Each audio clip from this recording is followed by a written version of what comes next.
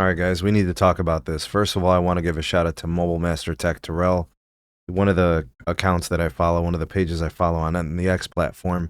You guys can follow us there. At Sneed Tech is the handle. But that's not really why I made this video. I wasn't really trying to plug my social media or whatever. But really what I wanted to do is highlight his comment, and I want to discuss it. And then also kind of field your commentary on this. So here's directly verbatim his tweet or post. Verizon is the new UnCarrier, and no one can change my mind. I believe they're doing this because they know they can't compete on network alone anymore. T-Mobile in particular has become a viable threat in the network. Now, what Terrell is talking about is Verizon's new changes. And these changes have been happening actually for a long time.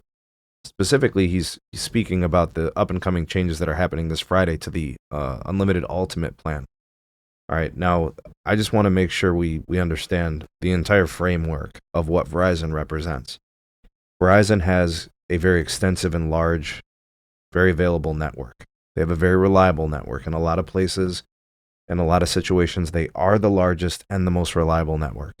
In some instances, you might say it's AT&T, and there's a case to be made for T-Mobile's great network access in situations as well. But I mean, just across most of the country, you'll see people sticking with Verizon because it seems to always work for them, right? And that's a pedigree that they've established, and that hasn't really changed over the last 20 years.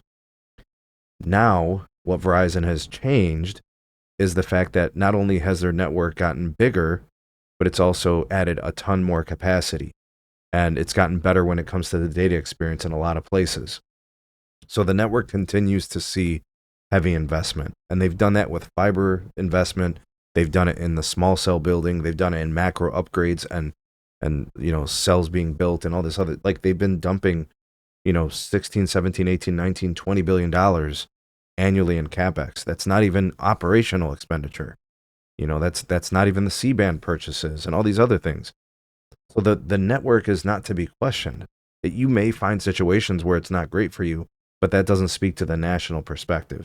All right, now anyways, when Verizon was operating from a position of power and network dominance, they were able to sell their network for whatever they wanted. And people had no option but to pay it. Or if they didn't want to pay it, they could go to another carrier, a rival, a competitor of Verizon, get a smaller network, a less reliable network, and get a better deal and pay less. But see, the thing is like now, for the most part, where most people are most of the time, the networks are mostly available. The differences are getting slimmer, So Verizon's gotten competitive. It's ironic that as Verizon's network is getting better, they're getting more competitive.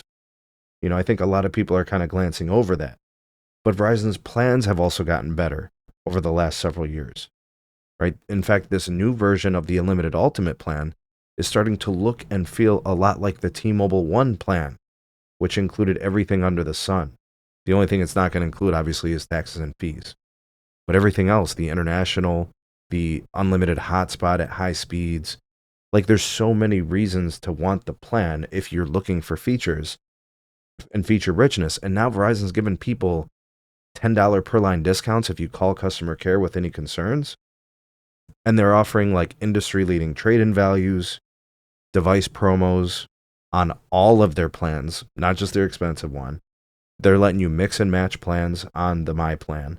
They've got price lock guarantees. They're giving huge promotional rates and discounts and in prepaid, postpaid, MVNO if you want to work with cable. Like everything. They're hitting everything. And then you have T-Mobile who's kind of regressing. They're increasing the cost of fees. They're increasing the costs on legacy plans. In order to get the best trade-in deals and promotions on devices, you got to be on their $100 plan. They're walking back their price lock guarantees from 10 years ago, 5 years ago, 1 year ago. Guys, I think this is pretty plain to see. I get what Mobile Master Tech is saying. What he's saying has merit. If you've been watching the industry, if you've been following my content, looking at everything that's going on within the telco space, T-Mobile's doing the least. Verizon's doing the most. AT&T's doing some good things too. Like, it's kind of nice to see like the AT&T guarantee. But like, they'll give you a $2 discount if your home broadband goes out for 2 hours. How meaningful is that? Wouldn't you say some of these other things we're seeing Verizon do is a little bit more impactful to you on a month-to-month basis, on a day-to-day basis? I don't know. I think we're seeing a changing of the guard. It's really something special to see a company like Verizon, who operated from a position of strength for so long, now moving like their back is up against the wall. They want to grow. They want to add customers. They don't want customers to leave. They're offering all these reasons to shop them. And I think Terrell's right.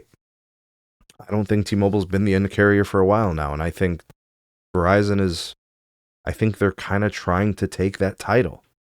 You know, do you guys think they're going to put that belt around their waist? Can they actually be the UnCarrier? I mean, they sure are moving like they want it. What do you guys think? Let me know if you agree with Terrell or if you disagree, and give me your reasons, of course. Greatly appreciate it. I'm looking forward to those interactions. Like, share, subscribe, check out some more videos. We'll see you guys on the next one.